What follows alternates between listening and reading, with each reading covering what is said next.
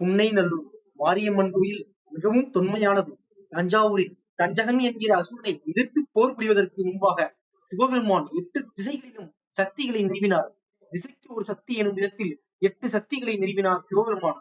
அவ்வாறு அவர் நிறுவிய அந்த சக்திகளில் கிழக்கு திசைக்கான சக்திதான் புன்னைநல்லூர் மாரியம்மன். மிக தொன்மையான காலத்திலேயே சிவபெருமான் திருவருளால் இத்தலத்திற்கு சக்தி வந்துவிட்டார்.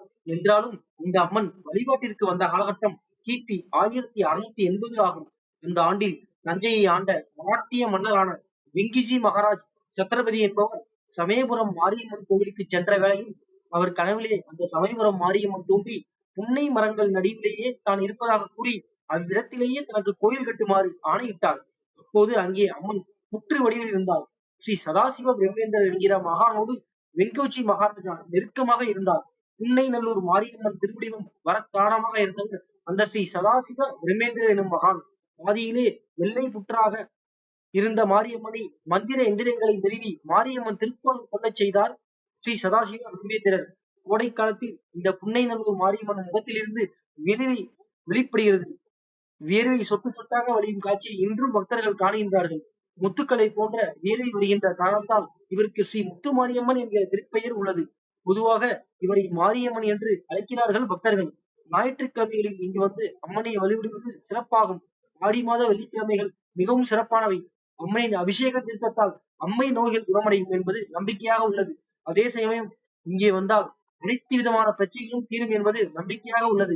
தஞ்சாவூருக்கு வந்து புன்னைநல்லூர் மாரியம்மன் என்று கேட்டால் அனைவருக்கும் தெரியும்.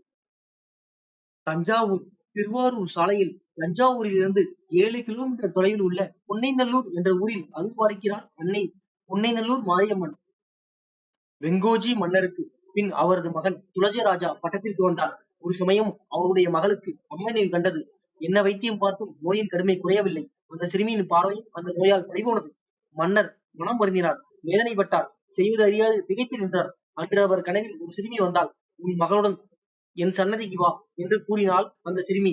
மன்னருக்கு புரிந்தது, கனவில் வந்த சிறுமி வேறு யாரும் அல்ல, புன்னைநல்லூர் மாரியம்மன் தான் என உணர்ந்தார். மறுநாள் தன் மகனுடன் அன்னையின் சன்னதியில் போய் நின்றார். தீபம் ஏற்றி வழிபட்டார். கண்களில் கண்ணீர் வழிய மனமுருகி அன்னையிடம் மன்றாடினார். அப்போது மின்னலாய் ஒரு ஒளி அவரை கடந்து அவரது மகளை அடைந்தது.